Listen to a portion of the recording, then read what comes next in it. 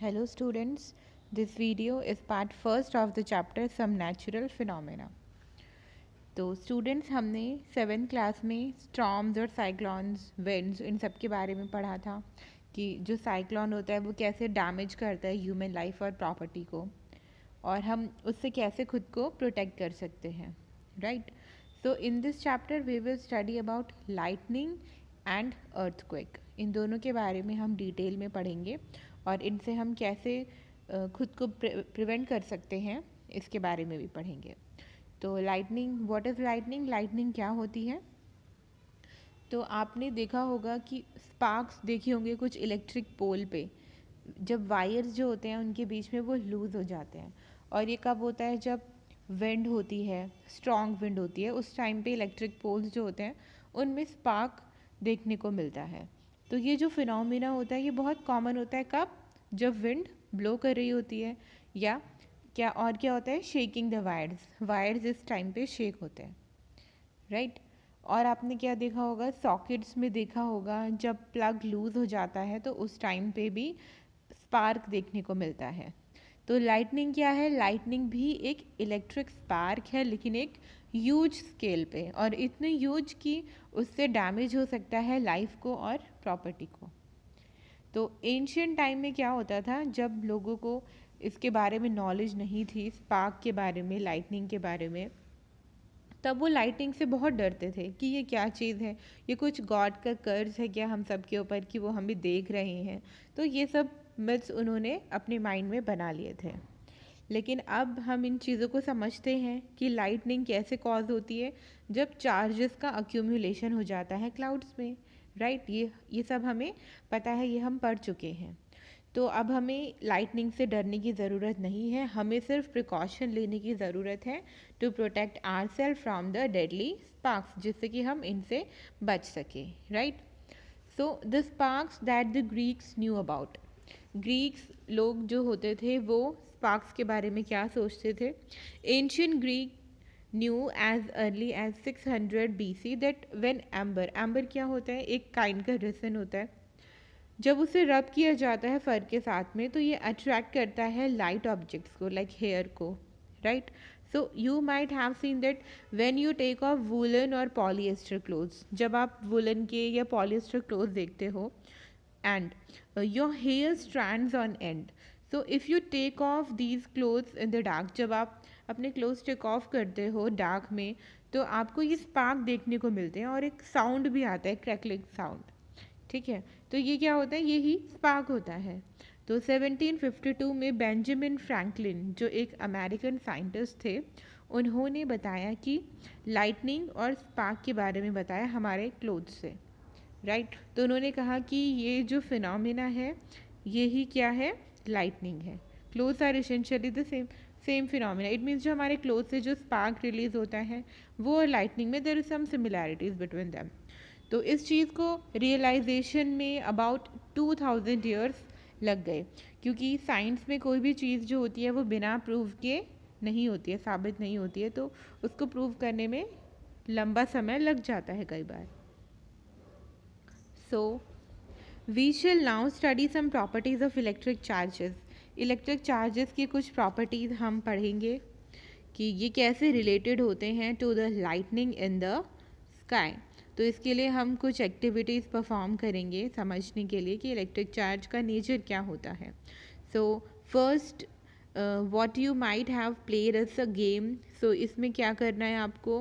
When you rub a plastic scale on your dry hair the scale can attract very small pieces of paper. ये आपने किया भी होगा perform, कि जब आप एक प्लास्टिक स्केल को रब करते हो अपने ड्राई हेयर में, तो उसमें चार्जेस डेवलप हो जाते हैं और उस वजह से जो स्मॉल पीसेस होते हैं पेपर की वो उसे अट्रैक्ट करता है, right? So charging by rubbing, charges produce करेंगे हम इसमें कैसे? रबिंग से। तो इसमें आपको क्या करना है? एक बॉल पेन लेना है, बॉल पेन की refill, and you have to rub it vigorously with a piece of polythene, then bring it close to small pieces of paper, right? तो आप क्या ऑब्जर्व करेंगे कि उसमें अट्रैक्शन प्रोड्यूस हो जाएगा। इट मीन्स कि वो जो स्मॉल पीसेस ऑफ पेपर है उसको अट्रैक्ट करने लगेगा। तो इसी तरह से आपको ये एक्टिविटी रिपीट करनी है ड्राई लीफ के साथ में, हस्क के साथ में, मस्टर्ड सीड्स के साथ में, right. So when plastic refill आपने रब करी पॉलीथीन के साथ में तो उसमें स्मॉल इलेक्ट्रिक चार्जेस एक्वायर हो गए, right. Similarly when a plastic com, जब एक प्लास्टिक कॉम को हम रब करते हैं ड्राई हेयर के साथ में, ड्राई हेयर पे, तो उसमें भी स्मॉल चार्जेस डेवलप हो जाएंगे। तो ये जो ऑब्जेक्ट्स होते हैं जिनमें चार्जेस एक्वायर होते हैं उन्हें हम चार्ज्ड ऑब्जेक्ट्स कहते हैं। In the process of charging the refill and the plastic comb, polythene and hair also get charged. तो इस केस में पॉलीथीन और हेयर भी चार्ज हुए हैं, राइट। तो एक्टिविटी 15.2 में आपको ये चीज़ें परफॉर्म करनी है और फिर अपना डेटा इसमें रिकॉर्ड करना है। Next topic is types of charges and there interaction. कितने टाइप के चार्जेस होते हैं और उनमें क्या इंटरेक्शन होता है वो हम पढ़ेंगे। तो इसमें आपको ये एक्टिविटी परफॉर्म करनी है 15.3। इस एक्टिविटी को परफॉर्म करने के बाद में हमें पता चलता है कि ये चीज़ें हमें पता है, हमने पढ़ रखी है कि जो चार्ज्ड बलून होता है रिपेल करेगा दूसरे चार्ज्ड बलून को और चार्ज रिफिल रिपेल करेगी चार्ज्ड रिफिल को। तो रिपेल करने का क्या मतलब है? रिपेल कौन करते हैं? जो लाइक चार्जेस होते हैं। लाइक चार्जेस हमेशा रिपेल करते हैं और जो अनलाइक चार्जेस होते हैं वो हमेशा अट्रैक्ट करते हैं।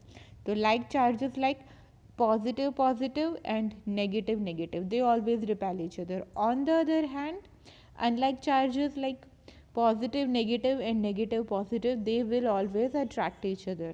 तो अगर एक चार्ज बलून दूसरे चार्ज बलून को रिपेल कर रहा है, इट मीन्स दोनों में सेम चार्जेस अक्वायर हैं। सिमिलरली चार्ज रिफिल अगर रिपेल कर रही है दूसरे चार्ज रिफिल को, इट मीन्स दोनों में सेम चार्ज है।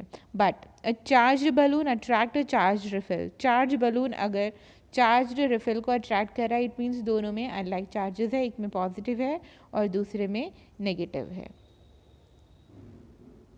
So it is convention to call the charge acquired by a glass rod when it is rubbed with silk as positive। तो ये माना जाता है कि ग्लास रॉड जो है जब हम क्या करेंगे उसे रब करेंगे सिल्क के साथ में तो उसमें पॉजिटिव चार्ज डेवलप हो जाएगा। इट मीन्स कि ग्लास रॉड में हमें पॉजिटिव चार्ज मान के चलना है और इसी के बेसिस पे हम जितनी भी एक्टिविटीज़ आगे परफॉर्म करेंगे तो उसको लेके चलेंगे। It is observed that when a charged glass rod is brought near a charged plastic straw rubbed with polythene, there is attraction between the two। देखो क्या किया है, एक चार्ज ग्लास रॉड को जब हम चार्ज प्लास्टिक स्ट्रॉ के साथ में लाते हैं और जो रब हुई है पॉलीथीन के साथ में, सो दोनों में क्या होता है, अट्रैक्शन होता है। तो अब आपको बताना है that what do you think would be the kind of charge on the plastic straw। दोनों में अट्रैक्शन हुआ है तो प्लास्टिक स्ट्रॉ में कौन सा वाला चार्ज होगा? देखिए जो ग्लास रॉड था उसमें पॉजिटिव चार्ज है, ये हम पढ़ चुके हैं, और दोनों में अट्रैक्शन है। इट मीन्स अगर ग्लास रॉड में पॉजिटिव चार्ज है तो प्लास्टिक स्ट्रॉ में उसका ऑपोजिट चार्ज होना चाहिए। अनलाइक चार्जेस ही तो अट्रैक्ट करते हैं, इट मीन्स प्लास्टिक स्ट्रॉ में नेगेटिव चार्ज होगा, right. So electrical charges generated by rubbing are static. Electric charge जो जनरेट होते हैं रबिंग से वो स्टैटिक होता है। स्टैटिक मीन्स वो मूव नहीं करते हैं अपने आप से, स्टेशनरी रहते हैं। So when charges move they constitute an electric current. जब चार्जेस मूव करते हैं तो वो इलेक्ट्रिक करंट बनाते हैं, ये हम पढ़ चुके हैं, इसके बारे में हमने 6th में 7th में पढ़ा है। So the current in a circuit which makes the bulb glow और the current that makes the wire hot is nothing but motion of charges. वो क्या था, मोशन ऑफ चार्जेस था। जब चार्जेस मूव करेंगे तब करंट प्रोड्यूस होगा। Next topic is transfer of charge. Charges transfer भी हो सकते हैं, इसे हम पढ़ेंगे एक एक्टिविटी के थ्रू। एक्टिविटी 15.4, इसमें आपको एक एम्प्टी जार बॉटल लेनी है और पीस ऑफ कार्डबोर्ड लेना है जो कि बॉटल के माउथ से बड़ा हो। उसमें आपको एक होल पियर्स करना है सो दैट कि उसमें मेटल पेपर स्ट्रिप को इंसर्ट किया जा सके। Open out the paper clip. Paper clip को आपको ओपन करना है and cut 2 strips of aluminium foil. Aluminium foil की 2 स्ट्रिप्स लेनी है आपको, उन्हें हैंग कर देना है पेपर क्लिप के साथ में। उसके बाद आप इंसर्ट कर देंगे पेपर क्लिप को कार्डबोर्ड में परपेंडिकुलर में। चार्ज या रिफ़िल, जैसे कि इसमें दिखाया है ना फिगर में, उसके बाद आपको रिफ़िल चार्ज करनी है and touch it with the end of the paper clip. देखिए, रिफ़िल को चार्ज करने के बाद आप पेपर क्लिप के एंड पे उसको टच करेंगे। उसके बाद आपको ऑब्जर्व करना है क्या होता है। Is there any effect on the foil strip? बिल्कुल, फॉइल स्ट्रिप पे क्या इफेक्ट पड़ेगा कि जो भी चार्जेस रिफ़िल में थे वो क्या हो जाएंगे, ट्रांसफ़र हो जाएंगे। सपोज़ रिफ़िल में पॉजिटिव चार्ज है तो ये जो हमारी पेपर क्लिप है इसमें नेगेटिव चार्ज डेवलप हो जाएंगे, बिकॉज क्या होता है, ऑपोजिट चार्जेस ही अट्रैक्ट करते हैं, ठीक है। और फिर वो चार्जेस, पॉजिटिव चार्ज ट्रांसफ़र होंगे नीचे, वो जाएंगे एल्यूमिनियम फॉइल पे। एल्यूमिनियम फॉइल पे भी फिर पॉजिटिव चार्जेस डेवलप हो जाएंगे, और जब दोनों में पॉजिटिव चार्ज होंगे तो दोनों जो फॉइल्स हैं वो रिपेल करेगी, राइट। तो इस तरह से हम क्या देखते हैं कि चार्जेस कैसे ट्रांसफ़र होते हैं। तो ये एक सिंपल इलेक्ट्रोस्कोप था जिसमें हमने चार्जेस का ट्रांसफ़र देखा। एल्यूमिनियम फॉइल स्ट्रिप रिसीव करेगी सेम चार्ज को जो कि रिफ़िल पे था। अगर नेगेटिव था तो नेगेटिव आएगा, अगर पॉजिटिव था तो पॉजिटिव आएगा। तो जो मेटल्स होते हैं वो गुड कंडक्टर ऑफ इलेक्ट्रिसिटी होते हैं, ये हमें पता है। स्ट्रिप्स कैरी करेगी similar charges, repel each other and they become open, wide open. इसलिए दोनों जो स्ट्रिप्स हैं एल्यूमिनियम फॉइल जो है वो दूर दूर हो जाएंगी। तो वो डिवाइस जो यूज़ किया जाता है टेस्ट करने के लिए कि किसी ऑब्जेक्ट ने चार्ज कैरी किया है या नहीं किया है, उस डिवाइस को हम क्या कहते हैं, इलेक्ट्रोस्कोप कहते हैं, राइट। तो इलेक्ट्रोस्कोप की हेल्प से हम पता लगा सकते हैं कि किसी ऑब्जेक्ट में कोई ऑब्जेक्ट चार्ज है या फिर अनचार्ज है। इलेक्ट्रिकल चार्ज ट्रांसफ़र हो जाता है चार्ज्ड ऑब्जेक्ट से दूसरे मेटल कंडक्टर में। So they come back to their original state. Repeat charging of foil strip and touching the paper clip. ये आपको एक्टिविटी परफॉर्म करनी है अलग अलग चीज़ों के साथ में.